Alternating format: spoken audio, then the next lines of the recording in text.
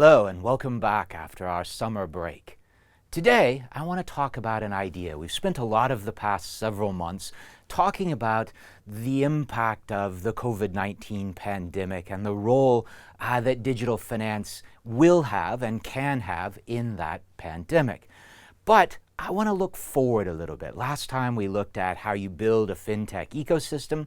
This time I want to return to an idea that many of you will have already seen. My friends Janos Barbaras, Ross Buckley, and I, we wrote a paper in 2016 called The Evolution of FinTech. And in that paper, we presented a long-term evolutionary analysis of the role of technology in the financial sector. And one thing that we did is we divided that evolutionary period into three different points: FinTech 1.0, FinTech 2.0, FinTech 3.0, and we also had a FinTech 3.5. Now, we marked FinTech 1.0 as 1867, the launch of the world's first transatlantic undersea telegraph cable, marking the first age of globalization and the fundamental role played by technology in that process.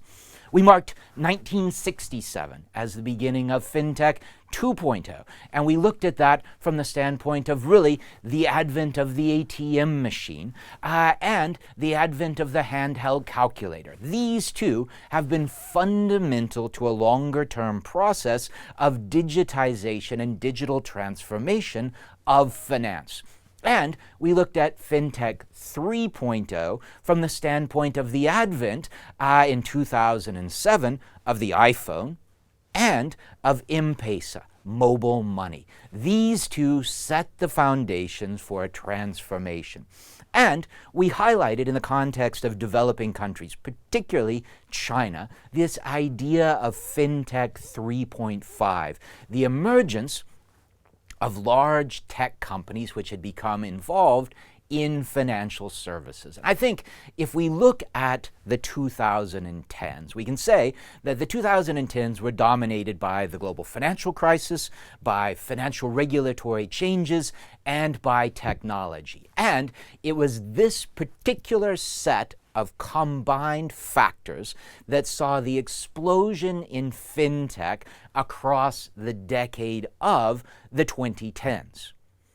But we've also talked about how the 2020s are likely to be characterized by a combination of technology, and a much different technology than we saw in 2010, of sustainability, how COVID-19 is likely to be only the first of an increasing series of existential sustainability crises. And of course, from the standpoint of a tension between globalization and fragmentation, tensions between major powers and the future of the global economy and the global financial system. What I'd like to suggest as well is that perhaps 2020 will also mark the beginning of FinTech 4.0. Now, we've looked at the pandemic, and what has it done? It has accelerated pre-existing trends from the standpoint of digitization generally, of e-commerce in particular, of digital finance and payment systems, as well as a range of other aspects of digital impact on the economy, on our lives, and an increasing concentration in a smaller number of ever larger platforms coming from different directions. And we foreshadowed some of these trends with this idea of FinTech 3.5.